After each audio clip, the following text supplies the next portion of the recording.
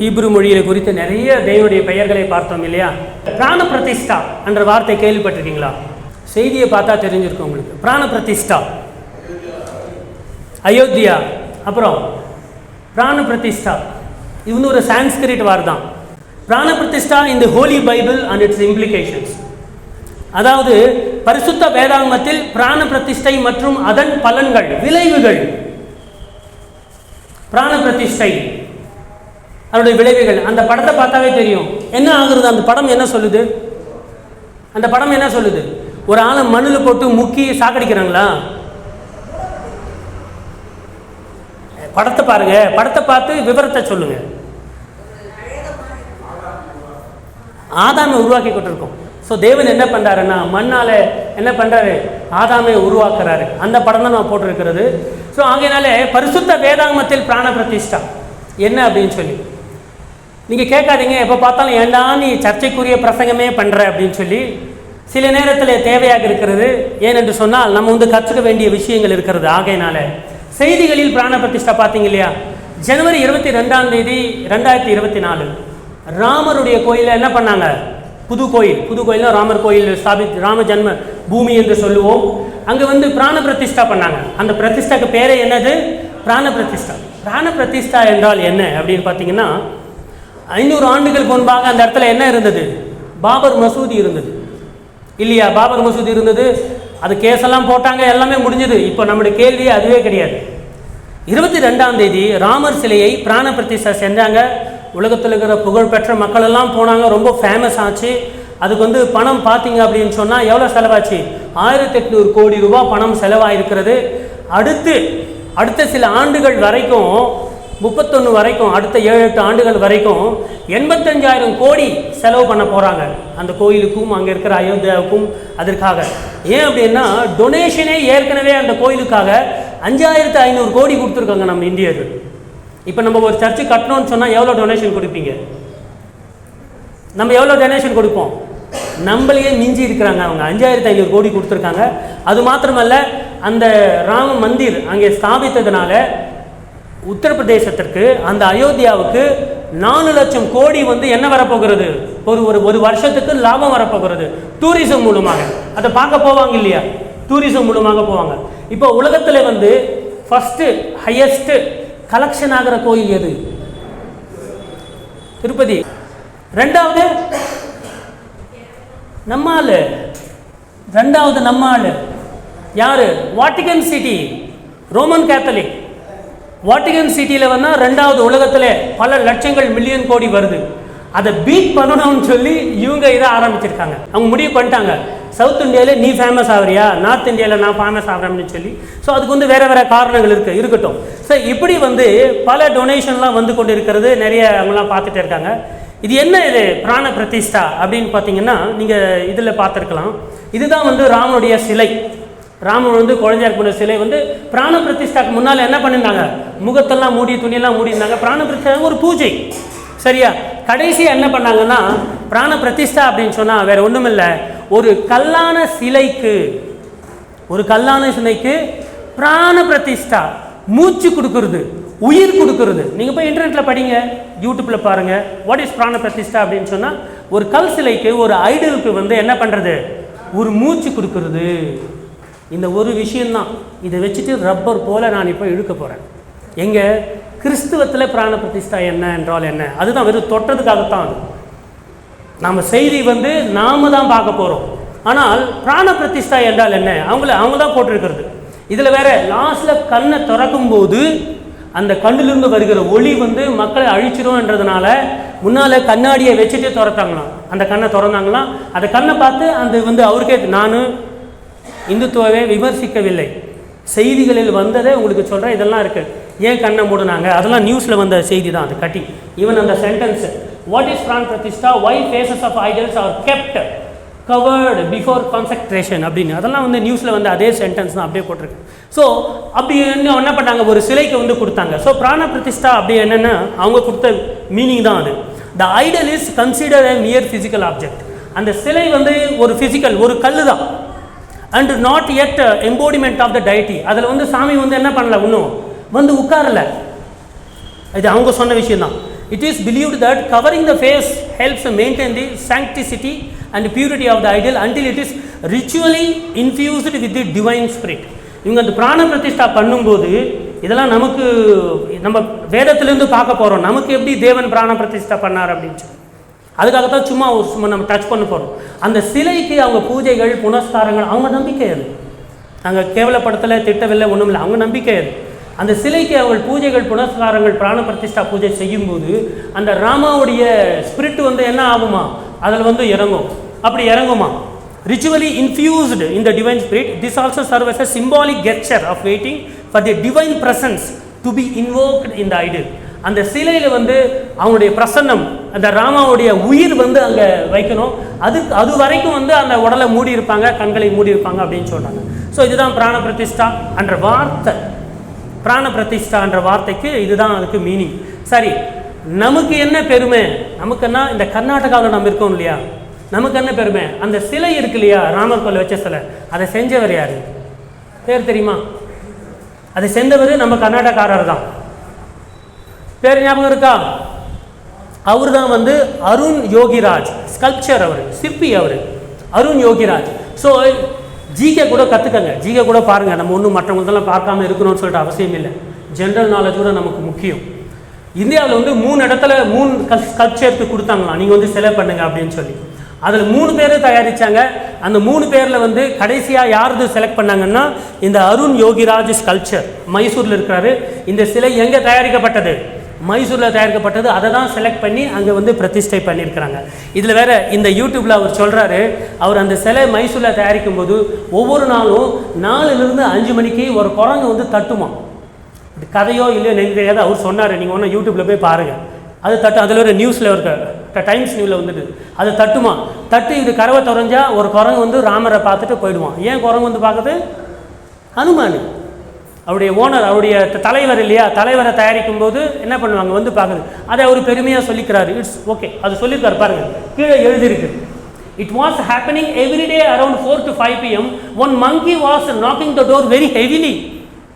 அந்த மாதிரி கேள்வி கேட்குறாங்க. அவர் சொல்கிறார், எதனா பசிக்காக கேட்டுருக்கணும்? இல்லை, பசிக்காகனா 12 மணிக்கு 1 மணிக்கு வரும், கரெக்டாக 4லிருந்து 5க்கு தட்டி அந்த சிலையை பார்த்துட்டு அது போயிட்டே இருக்கும். அப்படி அவங்களுடைய பெருமை சொல்லிக்கிறாங்க.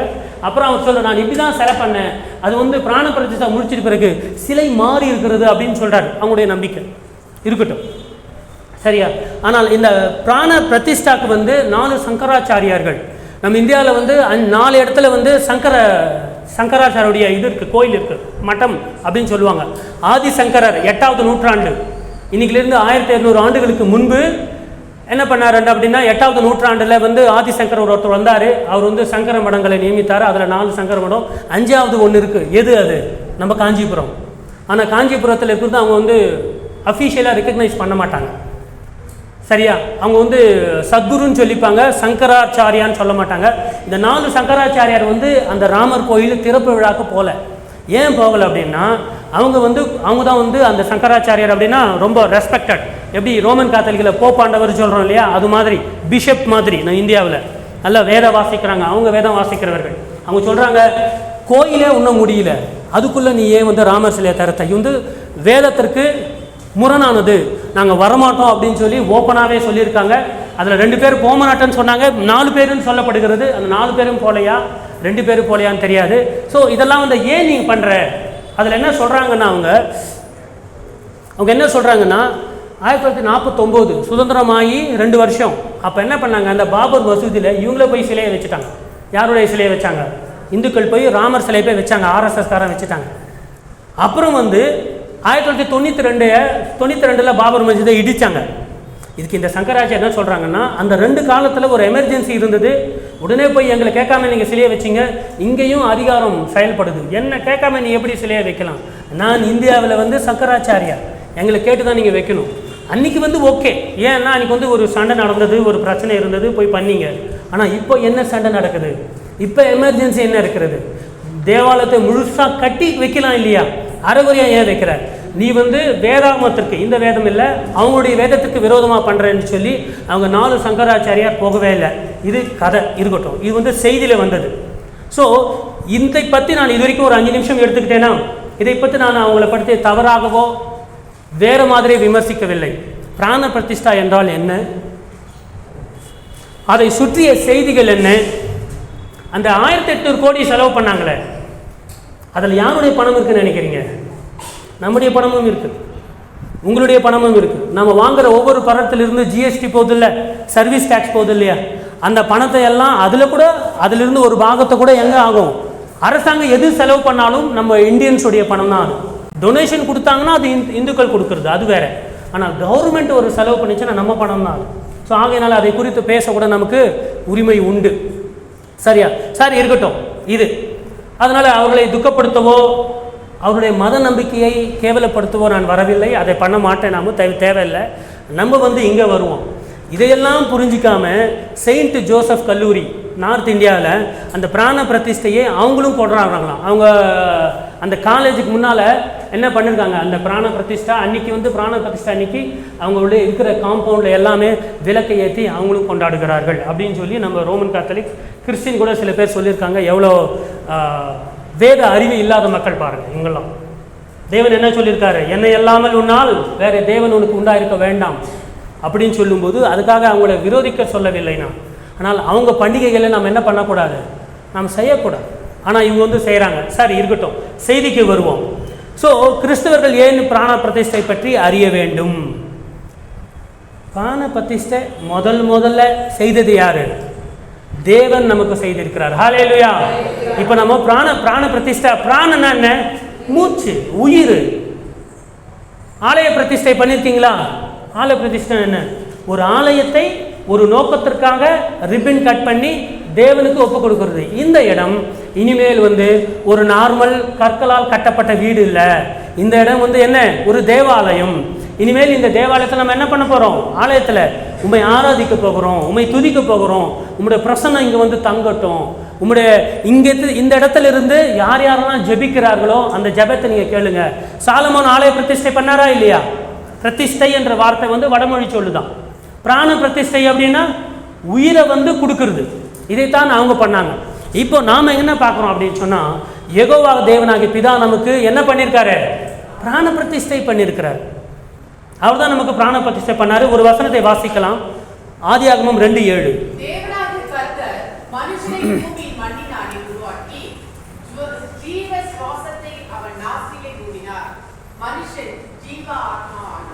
இதுதான் பிராண பிரதிஷ்டை. இதுதான் என்ன? கர்த்தர் நமக்காக, யெகோவா தேவன் நமக்காக செய்த பிராண பிரதிஷ்டை. தேவனாகிய கர்த்தர் மனுஷனை பூமியிலே மணினால எடுத்து என்ன பண்ணாரு? அப்படியே உருவாக்கி அதுக்கு அடுத்து என்ன பண்ணாரு? ஜீவ சுவாசத்தை அவருடைய வாயிலிருந்து, தேவனுடைய வாயிலிருந்து நம்முடைய மூக்கில் ஊதப்பட்டது எது? சுவாசம். அப்போ இன்னைக்கு வருதே, வந்துக்கிட்டு போயிட்டுக்கிட்டே இருக்கே தொடர்ந்து, அது யாருடைய சுவாசம் நினைக்கிறீங்க? யெகோவா தேவனுடைய பிராண பிரதிஷ்டை. அவருடைய பிராணம், அவருடைய உயிர், அவருடைய மூச்சு தான் நமக்குள் இருக்கிறது. ஆங்கிலத்தை பார்க்கும்போது அந்த Lord God formed the man of the dust of the ground and breathed into his nostrils. அவருடைய மூக்கில் கர்த்தர் என்ன பண்ணாரு? தன்னுடைய சுவாசத்தை அவர் ஊதினாரு. அதன் பிறகு அவர் என்னவா மாறினான்? லிவிங் சோல், ஜீவாத்மாக மாறினான். இப்போ பார்த்தீங்கன்னா நமக்கு முன்பாக சிலைகளுக்கு பிராண பிரதிஷ்டை பண்ணுறவங்க இருக்காங்க. ஆனால் இந்த இடத்துல தேவன் நமக்கு பண்ணியிருக்கிறாரு. இப்போ இந்த ரெண்டுக்கு வித்தியாசம் பார்த்தீங்கன்னா என்ன வித்தியாசம்?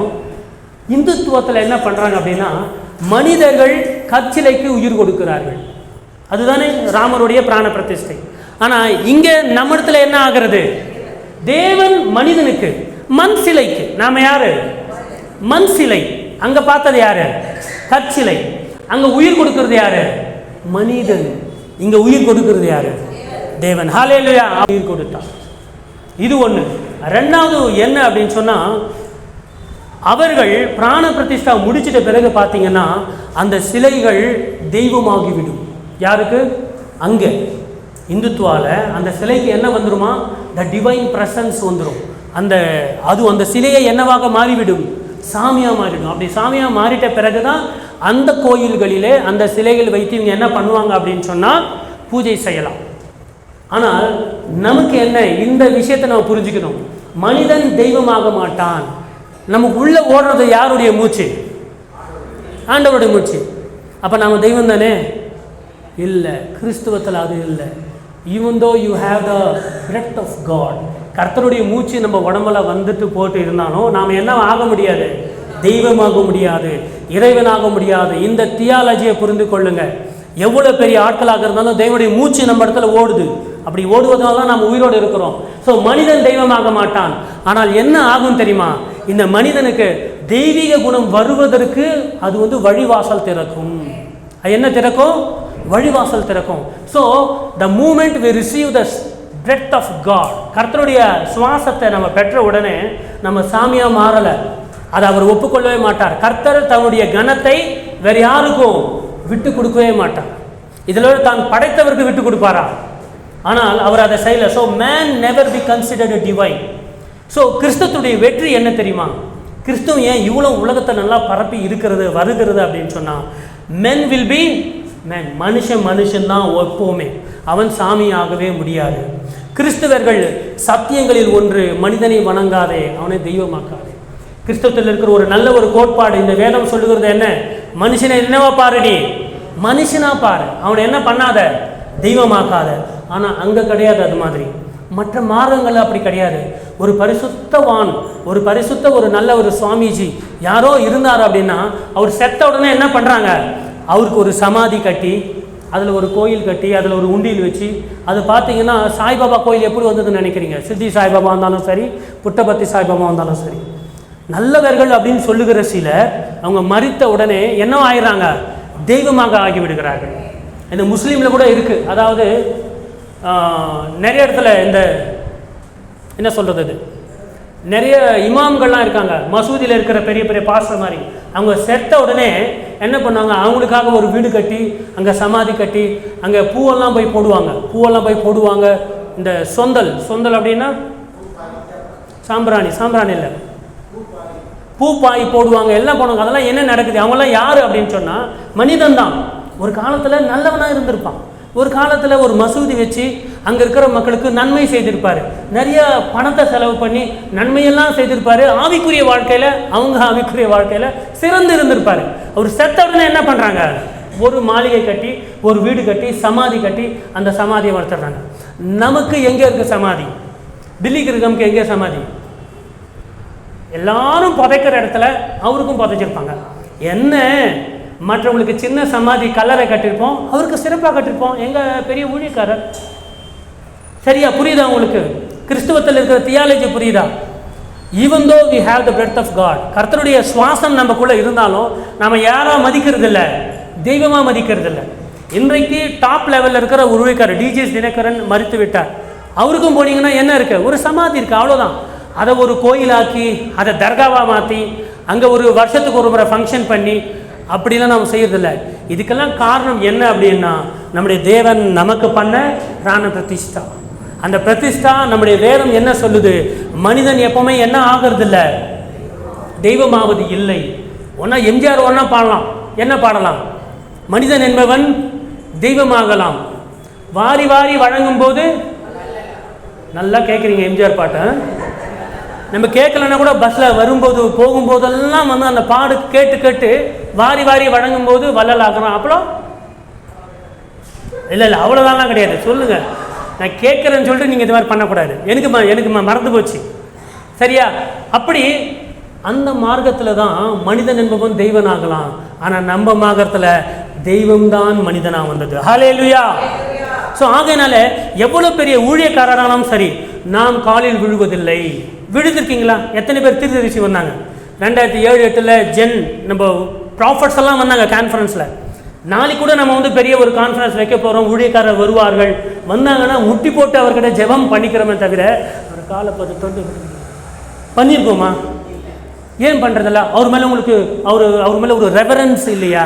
ஒரு கௌரவம் இல்லையா? ஒரு மதிப்பு இல்லையா? நாங்கள் சொல்லுவோம், எங்களுக்கு கௌரவம் இருக்குது, எங்களுக்கு மதிப்பு இருக்குது, எல்லாமே இருக்குது.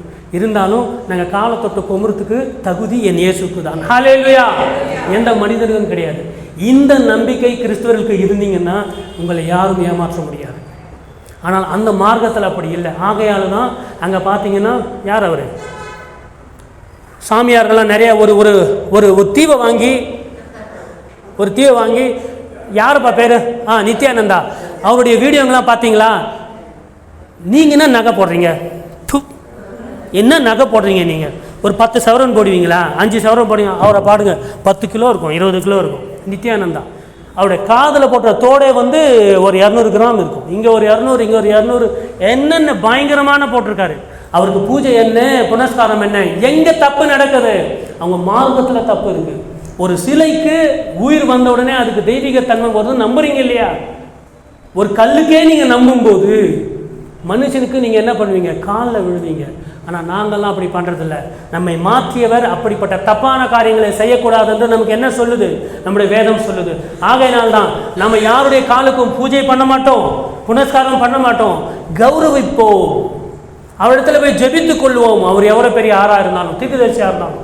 சரியா? இப்போது செல்வகுமார் வராரு இல்லையா? ப்ராஃபட் செல்வ அடிக்கடி வராரு, பார்க்குறோம். அவருடைய ஊழியத்தை மெசேஜை பார்க்குறோம், எல்லாமே கேட்குறோம், தோத்திரம் சொல்லுவோம், பேச முடிந்தால் பேசுவோம், ஜெபிக்குவோம், போயிட்டே இருப்போம். அவர் காலில் வந்து விழுவதோ மற்றவர்கள காரியங்களும் செய்யும் போது, ஏன்னா நம்முடைய பிராண பிரதிஷ்டா எப்படி இருக்குதோ இப்படி தான் இருக்கிறது. கர்த்தர் என்ன சொல்கிறாருன்னா, 2வது கட்டளை என்ன தெரியுமா? யாத்திராகமம் 20:3-5 என்னை என்று உனக்கு வேறு தேவர்கள் உண்டாயிருக்க வேண்டாம்.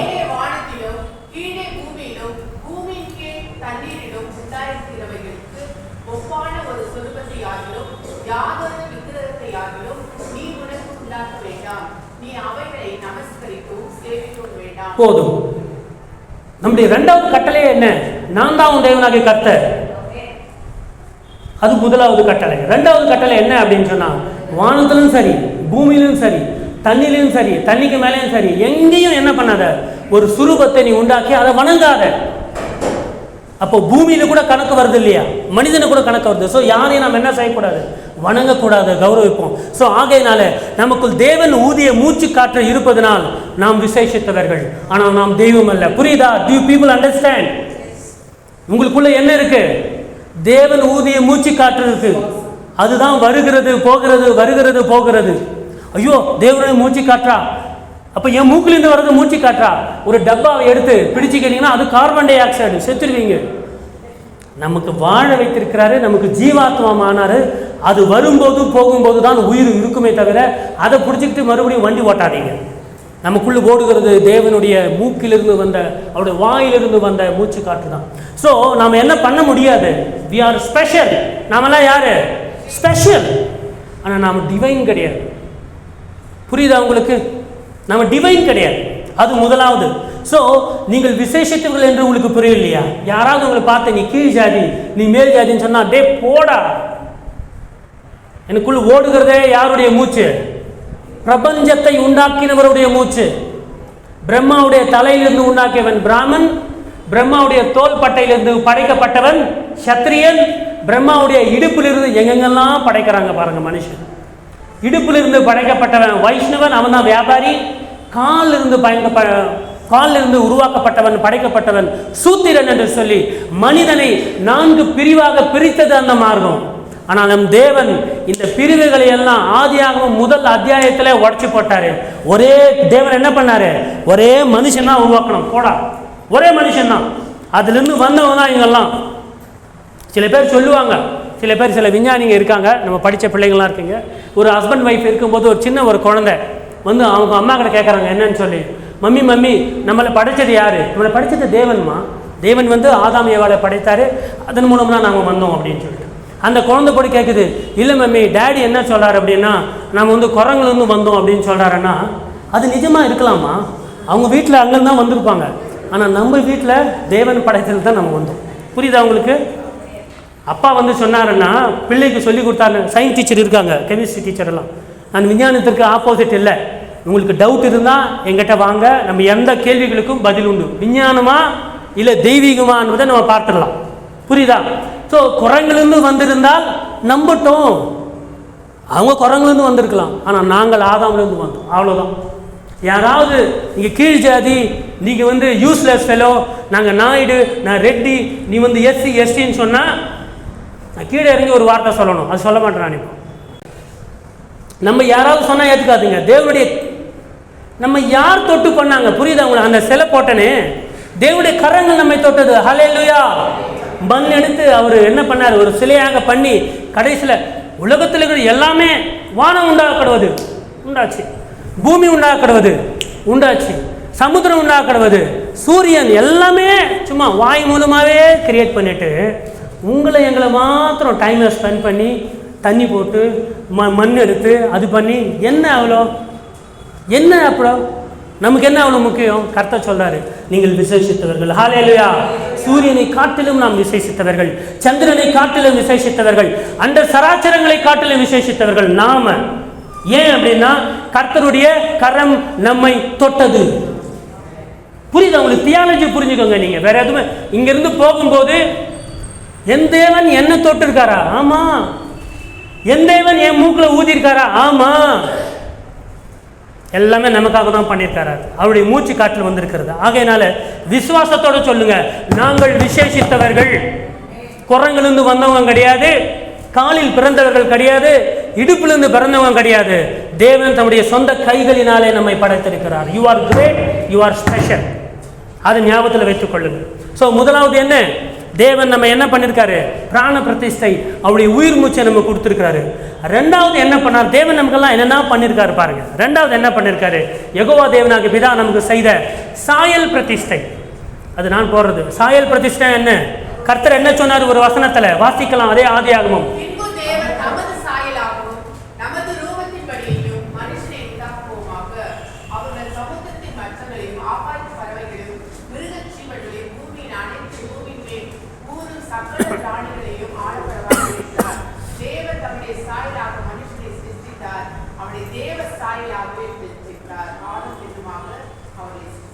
இந்த 4 வர்ணாசிரமங்கள் நம்ம இந்தியாவில் இருக்கிறது. நீ பேர் ஜாதி, நீ கீழ் ஜாதி, நீ பிராமணன், நீ இங்கிருந்து போறது அங்கிருந்து போறது, எல்லாத்துக்கும் ஒரு சாவு அடி இந்த ஆதியாகமம் முதல் அத்தியாயத்திலேயே தேவன் சொல்றாரு. பின்பு தேவன் நமது சாயலாகவும் நமது ரூபத்தின்படியே மனுஷனை உருவாக்குவோம். நாம் தேவனுடைய சாயலாக இருக்கிறதுனால, தேவனுடைய ரூபத்தின்படி இருக்கிறதுனால நமக்கு என்ன பவர் இருக்கு தெரியுமா? அங்கே சொல்லுது, அவர்கள் சமுத்திரத்தின் மச்சங்களையும் ஆகாயத்த பறவைகள் எல்லாவற்றையும் ஆளக்கூடிய அதிகாரத்தை நான் கொடுக்குறேன். Because they are special, they are created by my hands. என்னுடைய கரங்களினால நான் படைத்ததுனால நீங்கள்லாம் யாரா இருக்கிறீர்கள்? விசேஷித்தவராக இருக்கிறீர்கள். மறுபடியும் டவுட் வரும் என்று சொல்லி 26 சொல்லிட்டு 27 தேவன் தம்முடைய சாயலாக மனுஷனை சிருஷ்டித்தார். போதும் இல்லை சொன்னது? புரியுதா? நாம் தேவனுடைய சாயலை உருவாக்கப்பட்டோம், ஓகே. ஆனால் மறுபடியும் சொல்றாரு, அவனை தேவ சாயலாகவே சிருஷ்டித்தார். புரியாது அவங்களுக்கு. ஏத்திஸ்ட் சில பேர் இருப்பாங்க, ஏன் காட இல்லை, நாங்கள் இப்படி தான் படைச்சாரு, ஆதாம்லேருந்து வரலன்னு. தேவன் 2வது அடித்து சொல்றாரு, தம்முடைய சாயலாகவே மனுஷனை சிருஷ்டித்தார், அவனை தேவ சாயலாகவே சிருஷ்டித்தார். அடுத்தும் சொல்றாரு, இந்த வசனம் இல்லைன்னா என்ன ஆகுது தெரியுமா? மற்ற மார்க்கங்களில் இருக்கிற அந்த ஆண் உயர்ந்தவன், பெண்ணு தாழ்ந்தவங்க, நான் உயர்ந்த ஜாதி, நீ பெண் ஜாதி அப்படின்னு சொல்லுகிற சண்டையெல்லாம் போகணும்னு சொல்லிட்டு தேவன் சிருஷ்டிக்கும் போதே அவங்களை என்ன பண்ணியிருக்காரு? ஆணும் பெண்ணுமாக அவர்களை சிருஷ்டித்தார். ஹல்லேலூயா. கிறிஸ்துவுக்குள், தேவனுக்குள் ஆண் என்றும் இல்லை, பெண் என்றும் இல்லை, சுதந்திரம் உள்ளவன் என்றும் இல்லை, சுயாதீனம் உள்ளவன் என்றும் இல்லை, அடிமை என்றும் இல்லை, எல்லோரும் சமமாக இருக்கிறார்கள். ஹல்லேலூயா. உங்களுக்கு ஒன்று தெரியுமா? உலகத்துல சமத்துவம், செக்யூலாரிட்டி இதை கொடுத்ததே கிறிஸ்தவம் தான். அந்த சமத்துவத்தை உடைக்கணும்னு சொல்லி இன்றைக்கு இந்தியாவில் பேசிக் கொண்டிருக்கிறார்கள். ஸோ ஆணும் பெண்ணுமா கர்த்தர் என்ன பண்ணார்? சிருஷ்டித்தார். சரி, இப்போ நான் சாயல்னு சொன்ன உடனே என்ன இருக்கு? தேவன் எப்படி இருப்பார்? என்ன போல போண்டா மூக்கு இருக்குமா, செப்ப மூக்கு இருக்குமா, சைனா கண்ணு இருக்குமா? சொல்லுங்க, எப்படி இருக்கும்? சின்ன உதடுகள் இருக்குமா, பெரிய உதடுகள் இருக்குமா? பூரண அழகுள்ளவர். பூரணம் அங்கே இருக்காரு, அழகு எங்கே? அவர் தான் பூரண அழகுள்ளவர். பூரணம் அழகுள்ளவர். தேவனுடைய சாயல்னு சொல்லும்போது நம்ம மாதிரி இருக்கிற மூக்கு கண்ணு கிடையாது. அவருடைய குவாலிட்டி. யாருடைய குவாலிட்டி? அவருடைய குவாலிட்டி, அவருடைய அட்ரிபியூட். தேவ சாயல்னு சொல்லும்போது அவர் என்ன சொல்றாங்க அப்படின்னு சொன்னா, நமக்கும் மற்றவங்களுக்கு என்ன வித்தியாசம் தெரியுமா? நமக்கு மொழிகளை கற்றுக்கொள்ளக்கூடிய திறமை இருக்கு, நமக்கு கிரியேட்டிவிட்டி இருக்கு, நமக்கு அன்பு இருக்கு, நமக்கு ஹோலினஸ் இருக்கு, நமக்கு இம்மோர்டாலிட்டி இருக்கு. இம்மோர்டாலிட்டி என்ன? மரணம் இல்லை. நம்ம சாகுறோமே, பூமியிலே சாகுறோம். நம்ம எங்க சாகுறோம்? பூமியிலே சாகுறோம். பூமியில நம்ம மோர்டல் தான், செத்து போறவங்க தான். ஆனா நாம நித்தியமாய் தேவனோட இருக்கிறோம். இந்த குவாலிட்டி அது மாத்திரம் இல்லை, நமக்கு ஃப்ரீடம் இருக்கு. ஸோ இந்த குவாலிட்டிலாம் யாருடைய குவாலிட்டி தெரியுமா? தேவனுடைய குவாலிட்டி. It's a creativity. ஒருத்தர் சொல்றாங்க, பூமியில் வந்து புவி ஈர்ப்பு விசை இருக்கு இல்லையா, புவி ஈர்ப்பு விசை, கிராவிட்டி, அந்த கிராவிட்டி கொஞ்சம் மாறி இருந்தது அப்படின்னு சொன்னால் உலகமே இருந்திருக்காது, பூமியே இருந்திருக்காது. பூமி வந்து இப்படி சுற்றுதா, இப்படி வச்சு இப்படி சுற்றுதா? யார் அது சோசியல் படித்ததுங்க? எத்தனை டிகிரியில் சுற்றுது? 23 டிகிரியில் சுற்றுதுன்னு நமக்கு தெரியும் இல்லையா? 23 டிகிரியில் 23 டிகிரி, இது வந்து 90 டிகிரி. 23னா அப்படி இப்படி போகணும், இப்படி போடணும். 23 டிகிரி இப்படி போகுது. 45 டிகிரி இப்படி, 23 இன்னும் கொஞ்சம். பூமி வந்து டில்ட் ஆகிருக்கு. அப்படி சுற்றுறதுனால தான் சீசன்ஸ் வருது, எல்லாம் வருது. அதில் 1 டிகிரி மாறி இருந்தால் பூமி அழிந்து விடுமா விஞ்ஞானிகள் கண்டுபிடித்திருக்கிறாங்க. என்ன கிரியேட்டிவிட்டி இது! அவ்வளோ அழகாக, அவ்வளோ சிறப்பாக. அது 1 கிராம் இப்படி போயிருந்தாலும் அப்படி போயிருந்தாலும் உலகம் இருந்திருக்காதான். அந்த கிராவிட்டி கூட, புவி ஈர்ப்பு விசை கூட இருக்குது பார்த்தீங்களா, அது கொஞ்சம் கம்மியாகவும் கொஞ்சம் அதிகமாக இருந்துச்சுன்னா பூமி வந்து அந்த பிரபஞ்சம் சுற்றுகிற அந்த சுத்தத்தில் இந்த சின்ன ஒரு பால் வந்து எங்கோ அடிச்சுட்டு போயிருக்கும். அடிக்கவும் போகக்கூடாது, நிலைத்தும் இருக்கணும். நம்ம வேத வசனம் சொல்லுது, கர்த்தர் என்ன பண்ணாராம், பூமியை அந்தரங்கத்திலே ஸ்தாபித்திருக்கிறார், தொங்க வைத்திருக்கிறார் என்று வேதம் சொல்லுது. ஸோ அப்படிப்பட்ட ஒரு கிரியேட்டிவிட்டி தான் இருக்குது. ஸோ தேவனுடைய சாயல் அப்படின்னு சொன்னால் யூ ஹாவ் கிரியேட்டிவிட்டி. தேவனுடைய சாயல் சொல்லும்போது யூ ஹாவ் லவ். தேவனுடைய சாயல் சொல்லும்போது உங்களுக்கு ஹோலினஸ் இருக்கிறது, உங்களுக்கு ஃப்ரீடம் இருக்கிறது. தேவனை போல நாம் இருக்கிறோம். So who are we?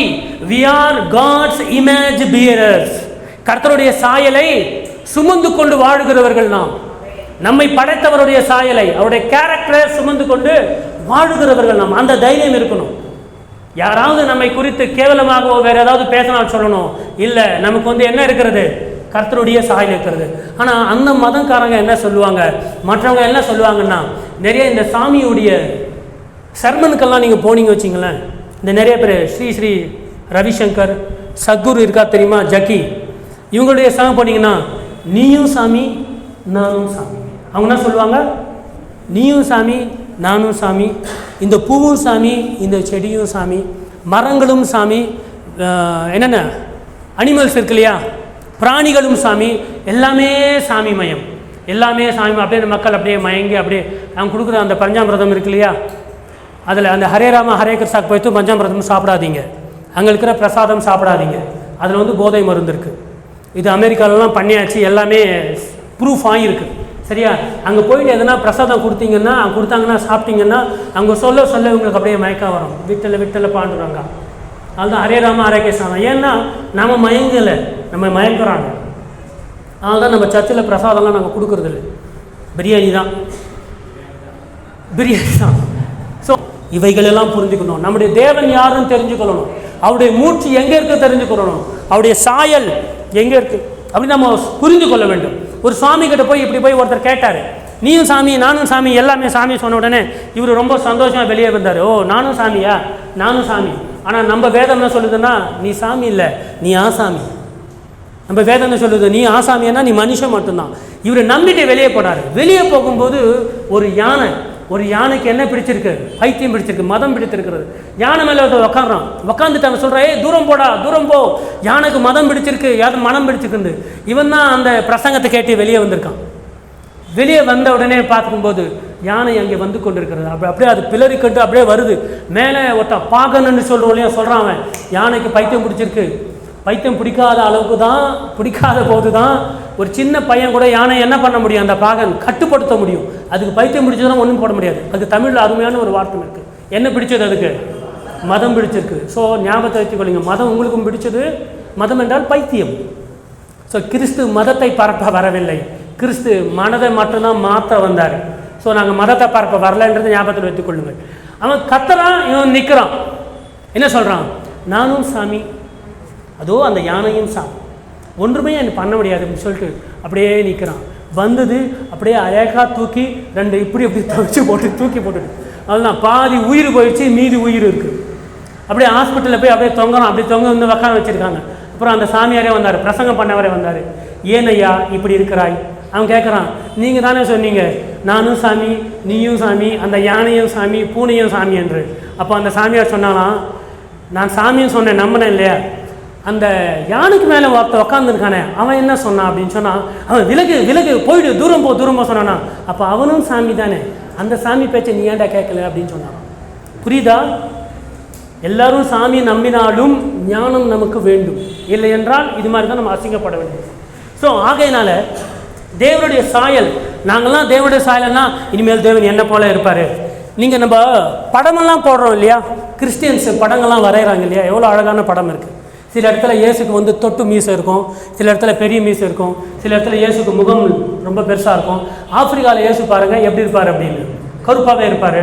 சைனாவில் பார்த்தீங்கன்னா இப்படி கண்ணு இப்படி வந்துட்டு இருக்கும் இயேசுக்கு. ஏன்னா அந்தந்த நாட்டுக்காரன் இயேசுவை அந்தந்த வகையில் வரைஞ்சிக்கிறான். யாராவது பிதாவுடைய முகத்தை வரைஞ்சிருக்காங்களா? ஃபோட்டோலலாம் பார்க்குறோம்ல, ஒருவர் உட்காந்துருப்பார் பிதா, அவர் இயேசு நின்று இருப்பார். நம்மலாம் இப்போ நிறைய ஃபோட்டோங்கள்லாம் இருக்குது, நிறைய பெயிண்டிங்லாம் வருது. பிதாவுடைய முகத்தை யாரும் வரைய முடியாது, ஏனென்றால் அவருடைய முகத்தை இதற்கும் பார்த்தவன் கிடையாது. ஹல்லேலூயா. ஆனால் அவருடைய சாயலில் நாங்கள் இருக்கிறோம். அப்படின்னா என்ன அர்த்தம்? அந்த பிதாவுடைய குணங்கள் தான் நமக்கு இருக்குன்னு அர்த்தம். அவருடைய சாயல்னு சொல்லும்போது அவருடைய அட்ரிபியூட்ஸ். ஸோ ஆகையினால கலாத்தியர் 2:22-23 சொல்லுது, ஆவியின் கனி எப்படிப்பட்டது?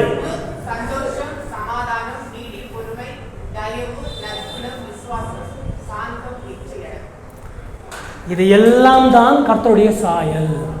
கர்த்தருடைய சாயலை நம்ம உள்ளத்துல உருவாக்குறதுக்கு தான் கர்த்தர் என்ன பண்ணியிருக்காரு, போப்பா என் பையனை நான் படைச்சிருக்கிறேன், அவனுக்கு மூச்சு காத்து கொடுத்துருக்கிறேன், நீயும் போன்னு சொல்லி பரிசுத்த ஆவியானவரை அனுப்பியிருக்கிறாரு. நீ போய் பரிசுத்த ஆவியானவர் ஒரு மனுஷனுக்குள்ள இருக்கும்போது இந்த குணங்கள் எல்லாம் என்ன ஆகும், வெளிப்பட வேண்டும். பரிசுத்த ஆவியானவர் என்றால் ஆராதனையிலே வெறும் உற்சாகமாய் ஆராதிப்பது மாத்திரமல்ல, அவரை மட்டுப்படுத்தாதீங்க, இந்த கேரக்டர்லாம் இருக்கணும். யார் யாரெல்லாம் ஐ ஆம் ஃபில்டு வித் ஹோலி ஸ்பிரிட், யார் யாரெல்லாம் சொல்றீங்களோ நீங்கள் என்ன இருக்கணும், உங்கள்கிட்ட என்ன இருக்கணும். இனிமேல் யாராவது என்னால் நான் ஆவிக்குரிய மனுஷன், நான் ஆவிக்குரிய மனுஷி, நான் பரிசுத்தாவின் அபிஷேகம் பண்ணப்பட்டிருக்கேன்னா இந்த லிஸ்ட் எடுத்துக்கிட்டு கேட்கணும், அன்பு இருக்கா அவங்களுக்கு? ரெண்டாவது, சந்தோஷமா இருக்கிறியா? மூன்றாவது, சமாதானமாக இருக்கிறியா? அதுதான் பெரிய பிரச்சனை. நாலாவது, நீடிய பொறுமை இருக்கா? அஞ்சாவது, தயவு, நற்குணம், விசுவாசம், சாந்தம், இச்சையடக்கம், செல்ஃப் கண்ட்ரோல். இதெல்லாம் என்ன? Fruit of the spirit. அந்த ஃப்ரூட் ஆஃப் தி ஸ்பிரிட் என்ன? தேவனுடைய சாயல். தேவன் அன்பா இருக்காரு. நான் தேவனுடைய சாயல் இருக்கேன்னா தேவனுடைய போல மூக்கு இருக்கிறேன்னு அர்த்தம் இல்லை, தேவனுடைய போல கண் இருக்கிறவன்னு அர்த்தம் இல்லை. அவருடைய முகத்தை யாரும் பார்க்கவில்லை. லக்கிலி நம்முடைய கிறிஸ்டியன்ஸ் யாரும் படம் வரைஞ்சாலும் நல்ல வேலை தேவனுக்கு மாத்திரம் முகத்தை வரைகிறதுல எனக்கு ரொம்ப மகிழ்ச்சி, ரொம்ப மகிழ்ச்சி. இயேசுக்கு வரையணும். ஏன்? அவர் ஏசியன், என்னை போல தான் இருப்பார், உங்களை போல தான் இருப்பார். அவர் வந்துட்டார். தேவனுடைய வார்த்தை மனித ரூபம் எடுத்தது. ஏதோ ஒரு ஃபேஸ் இருக்கும், அது நீட்டாக இருந்தால் என்ன, சப்பையாக இருந்தால் என்ன, ரவுண்டாக இருந்தால் என்ன, ஏதோ ஒன்று இருக்கும், ஏதோ ஒன்று வரைஞ்சிடறோம், அதுவும் நம்ம பார்த்துக்கிறோம். ஆனால் தேவனுக்கு மாத்திரம் யாருமே உருவத்தை முகத்தை வரையக்கூடாது, அதை யாருமே பார்க்கவில்லை. ஸோ ஆகையினால தேவஜனமே, தேவனுடைய மூச்சு நம்ம கிட்ட இருக்கா இல்லையா? இருக்கு. தேவனுடைய சாயல் நம்ம கிட்ட இருக்கா இல்லையா? இருக்கு. அதை நம்ம வெளிக்காட்ட வேண்டும். ரெண்டு பார்த்தீங்கன்னா, இப்போ ரெண்டு சொல்றோம். God gave his breath, God gave his image. அவருடைய சுவாசத்தை கொடுத்திருக்கிறாரு, அவருடைய சாயலை கொடுத்திருக்கிறாரு. இதனால் நாம் தெய்வமாக முடியுமா? இல்லை. இதுவும் ஞாபகத்தில் வைத்துக் கொள்ளுங்கள். அந்த தெய்வீக குணம் இருக்கு பார்த்தீங்களா, அன்பு, சாந்தம், இச்சையடக்கம், அதையெல்லாம் நம்முடைய உடல்ல வந்து தங்குவதற்கு ஒரு டோர் ஓப்பன் ஆகிருக்கு. அந்த ஒவ்வொரு குணத்தை நாம் என்ன பண்ணணும்? ஆவியானவர் நம்மோடு இருக்கிறார் என்று சொல்லி அதை வளர்த்து கொண்டு அன்பு, சாந்தம், சந்தோஷம், நீடிய பொறுமை இவைகளாம் இருக்கும்போது அப்போ கூட நம்ம தெய்வமாக மாட்டோம். அப்போ கூட நம்ம என்ன செய்ய முடியாது. ஒரு பெரிய ஊழியக்காரர் இது எல்லாமே இருக்கு அவர்கிட்ட, அவர் கை வச்சா சுகமாகும், அவருக்கு திருக்குறள் சொன்னா கரெக்டா இருக்கும், இருக்கட்டும், அவரை கனப்படுத்துவோம், அவருக்கு தேவையான கனத்தை கொடுப்போம், எல்லாமே செய்வோமே தவிர அவரை தெய்வமாக மாற்ற மாட்டோம். மூன்றாவது, கர்த்தர் நமக்கு என்ன கொடுத்தாரு? மூச்சை கொடுத்தாரு. ரெண்டாவது என்ன கொடுத்தாரு? சாயலை கொடுத்தாரு. வேற என்னதான் அவர் கொடுப்பாரு? அவருடைய ஆவியானவர்கள் கொடுத்துட்டாரு. வேற என்னதான் வேணும் உங்களுக்கு? எல்லாமே கொடுத்துட்டார். 1 தீமை 2 தீமோத்தேயு 1:7 தேவன் நமக்கு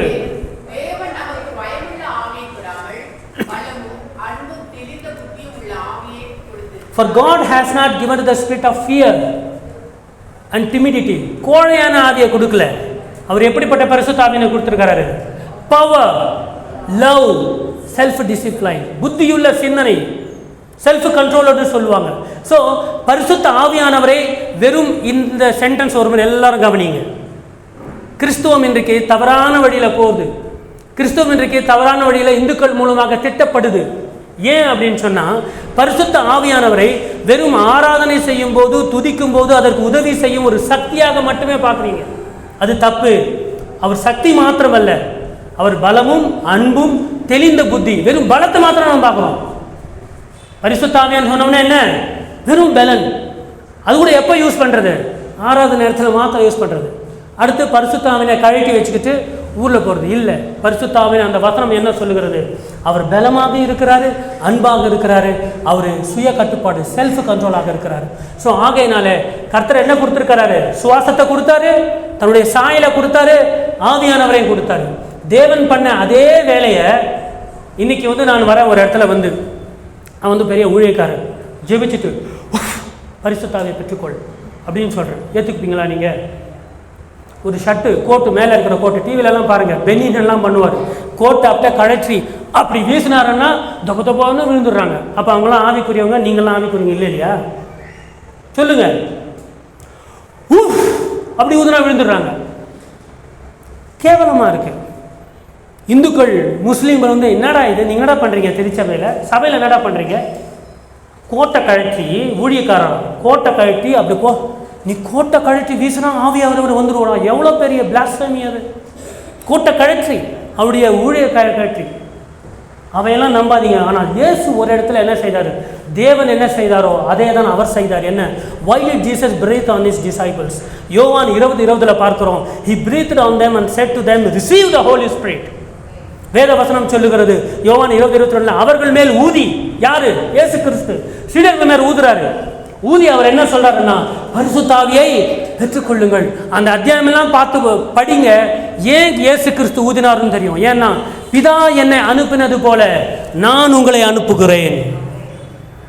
பிதா எனக்கு ஆவியானவரை கொடுத்திருக்கிறது போல நான் அனுப்புகிறதுனால, என்னுடைய பிரதிநிதியாக நீங்கள் செயல்பட வேண்டியதுனால என்னுடைய பலன் உங்களுக்கு வேண்டும், என்னுடைய ஆவியானவர் உனக்கு வேண்டும் என்று சொல்லி கர்த்தர் என்ன பண்ணுறாரு? அந்த 20:22 ஊதுறாரு. ஊதி பரிசுத்த ஆவியை பெற்றுக்கொள்ளுங்கன்றாரு. ஆனால் அப்போ கூட அவங்க அந்நிய பாஷை பேசலை. யோவானை படித்து பாருங்கள், எப்போ தான் பேசுகிறாங்க அவங்க? அந்த பெந்தகோஸ்த நாளிலே இயேசு மரித்து உயிர்த்தெழுந்து 40 நாட்கள் இருந்து அவர்களோடு பேசி அப்புறம் தான் ஒரு குறிப்பிட்ட காலத்தில் எல்லோரும் கூடி இருக்கும்போது ஆவியானவர் வருகிறார். ஸோ ஆகினால ஆவியானவரை சரியாக புரிந்து கொள்ளாமல் கெட்டு போகாதீங்க. Understand him properly. தேவன், இயேசு கிறிஸ்து, ஆவியானவர் ஒரே லைனில் வைக்கணும் எல்லாரையும். ஒருவரை இயேசு கிறிஸ்துவை கீழே வச்சிங்கன்னா நீங்கள் யார்? யோகா விட்னஸ். இயேசுவையும் கீழே, தேவனையும் கீழே, பரிசுத்த ஆவியானவர் மாத்திரம் வேலை வச்சிங்கன்னா இன்னொரு பேர் இருக்குது. பெந்தகோஸ்தே கூட சிபிஎம் அது மாதிரி இருக்குது. அவங்க அப்படியே பார்ப்பாங்க. மூன்றும் ஒன்று தான், திரித்துவ தேவன். ஸோ ஆகையினால இயேசு ஊதினாருன்னு சொல்லி யாராவது பாசனம் கட்ட அந்த ஊதி அப்படிங்கன்னா கொரோனா தான் வரும். புரியுதா? யாருக்கிட்ட ஊதலை வாங்காதீங்க. யாராவது கோட்டை கழற்றி விழுந்தான்னா விழாதீங்க. புரிந்து கொள்ளுங்கள், திருச்சபையை அறிந்து கொள்ளுங்கள். சரி, முடிச்சல லாஸ்ட் ஸ்லைடு தான். இந்துயிசத்தில் யாரு சென்டர் தெரியுமா? God is centre, not man. ஆனால் கிறிஸ்டியானிட்டியில் சென்டர் யாரு? மனிதன். ஆதி ஆகமத்திலிருந்து வெளிப்படுத்தின வரிசோகம் இந்த மனுஷன் செஞ்ச ஒரு போருனால பிதாவும் குமாரனும் பரிசுத்த ஆவியானவரும் படுகிற பாடு பாருங்களேன். இவனை சுத்தியே வருகிறது. இவனுக்காகவே கர்த்தர் குமாரனை அனுப்பினார். இந்த மனுஷனுக்காகவே அனுப்பினார். அவனுக்கு சுவாசம் கொடுத்தாரு, அவனுக்கு தம்முடைய சாயலை கொடுத்தாரு, அவனுக்கு தம்முடைய ஆவியானவரை கொடுத்தாரு. கடைசியாக என்னதான் கொடுத்துட்டாரு? குமாரனையும் கொடுத்தாரு. வேற என்ன வேணும் உங்களுக்கு? யாராவது நீங்க ஸ்பெஷல் இல்லைன்னு சொன்னீங்களா? அட போப்பா, அண்ட சராசரத்தை படைத்தவருடைய மூச்சு காற்று என்கிட்ட இருக்கு. அந்த சராசரத்தை படைத்தவருடைய சாயல் என்னிடத்தில் இருக்கிறது, அவருடைய ஆவியானவர் என்னிடத்தில் இருக்கிறது, அவர் பிரியமாக நேசிக்கிற அந்த குமாரனே இருக்கிறது. ஸோ ஐ ஆம் ஸ்பெஷல். ஹல்லேலூயா. நீங்க ஸ்பெஷல், நீங்கள் விசேஷித்தவர்கள். வேத வசனம் சொல்லுது, என்ன சொல்லுது? நீங்களோ 1 பேதுருல உங்களை கடைசி வசனம்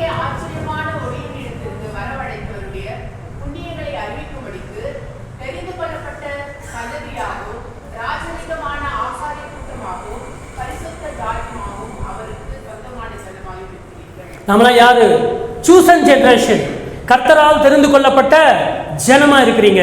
நீங்க ராயல் பிரீஸ்ட்ஹுட், ராஜாவுடைய பிரீஸ்ட். நீங்க ராஜாவுடைய ராஜரீக ஆசாரிய கூட்டமாக இருக்கிறீங்க. பரிசுத்த ஜாதி அப்படின்னு சொன்னால் நாயுடு ரெட்டு அப்படி இல்லை. ஜாதி என்றால் நாடு. You are the Holi nation. என்ன நேஷன்? நாம ஹோலி நேஷன். உலகத்தில் இருக்கிற கர்த்தரால் கழுவப்பட்ட, ரத்தத்தால் கழுவப்பட்ட எல்லா மக்களும் யாரு? They are Holi nation. அது பரலோகம் வரும்போது அந்த ஒரு நேஷன் உருவாக்கப்படும். நாம பரிசுத்த ஜாதியா இருக்கிறோம், அவருக்கு சொந்தமாக ஜனமா இருக்கிறோம். ஹல்லேலூயா. நீங்க யாருக்கு சொந்தம்? இயேசுவுக்கு சொந்தம். So that's why who are you? We are peculiar to God. We are special to God. So இன்னும் ஏன் நம்ம எழுந்து நின்று ஜெபிக்கலாம்? இன்னும் ஏன் நம்ம சோர்ந்து போயிருக்கிறோம்? இன்னும் ஏன் நம்ம உங்களை குறித்து ஒரு கீழ்தரமான எண்ணத்தை நீங்கள் வச்சுருந்தீங்கன்னா இன்றைக்கு அதை மாற்றி கொண்டு போங்க. உங்களை குறித்து நான் ரொம்ப ஏழை, நான் படிக்கவே இல்லை, என்னை எங்கள் பகுதியில் கீழ் ஜாதின்னு சொல்லிட்டாங்க, என்ன அப்படி சொல்லிட்டாங்க, இப்படி சொல்லிட்டாங்க நினச்சிங்கன்னா இன்றைக்கு நீங்கள் வீட்டுக்கு எப்படி போக போகிறீங்க? என்ன சொல்லணும்? நான் ஹோலி நேஷன், நான் ஒரு பரிசுத்த ஜாதி, நான் ஒரு ஆசாரிய கூடாரமாக இருக்கிறேன், நான் அவருக்கு சொந்தமான ஜனமாக இருக்கிறேன். அது மாத்திரமல்ல, காட் நமக்கு என்ன பண்ணியிருக்காரு? பிராண பிரதிஷ்டா பண்ணியிருக்கிறாரு, சாயல் பிரதிஷ்டா பண்ணியிருக்கிறாரு, ஸ்பிரிட் பிரதிஷ்டா பண்ணியிருக்கிறாரு, சன் கூட கொடுத்துட்டாரு, அவருடைய குமாரனையே நம்ம கொடுத்துட்டாரு. ஒரு மண்ணை எடுத்து அதை சிலையா மாற்றி அதுக்கு இவ்வளோ கொடுத்தாரு. அவங்க என்ன பண்ணுறாங்கன்னா ஒரு சிலையை வச்சு அதுக்கு பிராண பிரதிஷ்டா பண்ணுறாங்க. அவர் தான் வல்லமையாக இருக்கிறார். இன்னைக்கு பார்த்தோம் இல்லையா? யெகோவா ஷாலோம், யெகோவா ஈரே, யெகோவா ரஃபா, எல்லாமே நம்முடைய யெகோவா தேவனாக இருக்கிறார். இன்றைக்கு நீங்கள் தீர்மானம் விடுங்க. நீங்கள் கர்த்தருக்கு விட்டு தூரம் போயிருந்தால், ஏதாவது ஒரு விஷயத்தில் அவரை துக்கப்படுத்தி இருந்தால், இன்றைக்கு மனம் திரும்பி இங்கிருந்து போவோம். கர்த்தருடைய வருகை இன்றைக்கு இருக்குமே என்று சொன்னால் எத்தனை பேருக்கு நம்பிக்கை இருக்க நான் பரலோகத்துக்கு கொண்டு போகப்படுவேன். இயேசு வருவார் என்று சொன்னால், இங்கிருந்து சபை முடிச்சுட்டு படிக்கட்டில் போய் இறங்கும் போது தேவனுடைய ராஜ்யம் வருமே என்று சொன்னால் நாம் அவரால் எடுத்துக்கொள்ளப்பட வேண்டும். ஒரே ஒரு காரியத்தை செய்யணும். எல்லாமே அவர் செஞ்சிட்டார். என்னென்ன செய்ய முடியுமோ எல்லாமே செஞ்சிட்டாரு. ஒரு விஷயத்தை நாம் செய்யக்கூடாதா? என்ன விஷயம் அது? அவர் மீது விசுவாசம் வைப்பது. ஒரு விஷயம் நாம் செய்யக்கூடாதா? என்ன விஷயம் அது? நாம் நம்முடைய குறைகளை மனசுக்குள்ள வெளியேகிற பக்கத்தில் இருக்கிறவங்களுக்கு வேண்டாம், ஆண்டவர் என்னை மன்னிச்சிருங்க, இன்றைக்கு நம்முடைய ராஜ்யம் வருமானால் நான் எடுத்துக்கொள்ளப்படுவோம். இது முதலாவது தேவனுடைய ராஜ்யத்தின் நீதியை தேடும் போது மற்ற எல்லாம் உங்களோடு இருக்கும், மற்ற எல்லாம் உங்களுக்கு கூட கொடுக்கப்படும் என்று கர்த்தர் சொல்றாரு. வியாதியிலிருந்து விடுதலை கர்த்தர் கொடுப்பார், சுகத்தை கர்த்தர் கொடுப்பார், பிரச்சனைகளிலிருந்து விடுதலை கொடுத்து ஒரு சமாதானத்தை கொடுப்பார். ஆகையினாலே கர்த்தரிடத்தில் ஒரு நிமிஷம் அமைதியாக ஒரு முறை ஒப்புரவாகிடுவோம். ஒரே ஒரு முறை தேவனிடத்தில் ஒப்புரவாகுவோம். நம்முடைய பாவங்களை கர்த்தரிடத்தில் அறிக்கை இடுவோம். சமாதானம் அடைஞ்சா போதும். கர்த்தாவை ஸ்தோத்திரிக்கிறோம்.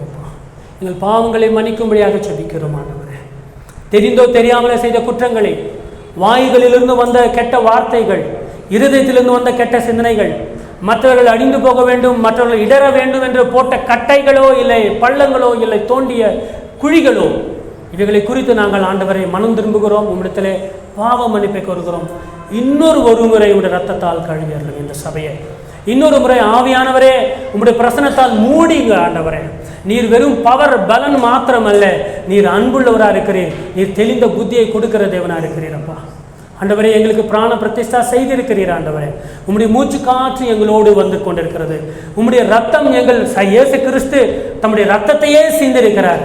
நீ உம்முடைய சுவாசத்தை கொடுத்தீங்க, உம்முடைய சாயலை கொடுத்தீங்க, உம்முடைய ஆவியானவர் கொடுத்தீங்க, உம்முடைய குமாரனை கொடுத்தீங்க, அவர் ரத்தத்தையும் கொடுத்திருக்கிறார், அவருடைய சதையும் கொடுத்திருக்கிறார். நாங்கள் விசேஷித்தவர்கள் ஆண்டவர். தேவனை கிறிஸ்தவர்கள் விசேஷித்தவர்கள் ஆண்டவரே. எங்களோடு கூட இருந்து எங்களை தேவனுடைய வருகை பரியந்தம் இங்க சபையில் இருக்கிற ஒவ்வொருவரையும் நீ காத்துக்கொள்ளும்படியாக நாங்கள் ஜெபிக்கிறோம் அப்பா. நம்முடைய கரங்களிலே ஒப்பு கொடுக்கிறோம். வந்தவர்களை ஆசீர்வதிங்க, வராதவர்கள் இருந்தால் அவர்களை அடுத்த வாரம் கொண்டு வரும்படியாக நாங்கள் ஜெபிக்கிறோம். தேவனே, நாங்கள் தெளிந்த புத்தி உள்ளவர்களாக இருந்து அந்த கிழவைகளின் கட்டுக்கதைகளுக்கு நாங்கள் விழுந்து போகாதபடிக்கு ஒரு சரியான வேத அறிவு படைத்தவர்களாக நாங்கள் வாழ கர்த்தாவே, எங்களுக்கும் எங்களுக்கு சபைக்கும் நீங்கள் கிருபை புரிய வேண்டும் என்று ஜெபிக்கிறோம். நம்முடைய கரங்களில் ஒப்பு கொடுக்கிறோம். வியாதிஸ்தவர்களை சுகமாக்குங்க, பலப்படுத்துங்க. இங்கிருந்து போகும்போது ஒரு விசேஷித்தவர்களாக கடந்து செல்லும்படி நீங்கள் தொட்டு சுகப்படுத்துங்க. ஒவ்வொருவரையும் ஆசீர்வதிங்க, பலப்படுத்துங்க. இந்த நாமத்தினாலே தேவனை நாங்கள் நீங்கள் ஆசீர்வாதத்தோடு திருப்பி அனுப்புகிறோம். அவங்க வந்தது, சபைக்கு வந்தது நாங்கள் நல்லது, உங்களுடைய சத்தியத்தை அறிந்து கொண்டோம் என்ற ஞானத்தோடு திரும்பி பார்க்கும்போது பேச பிள்ளைகள் ஒவ்வொருவரையும் ஆசீர்வதிங்க, பெரியவர்களை ஆசீர்வதிங்க. இயேசு நாமத்தில் ஜெபிக்கிறோம் நல்ல பிதாவே, ஆமென் ஆமென். என் ஆத்துமாவே கர்த்தரை ஸ்தோத்திரி,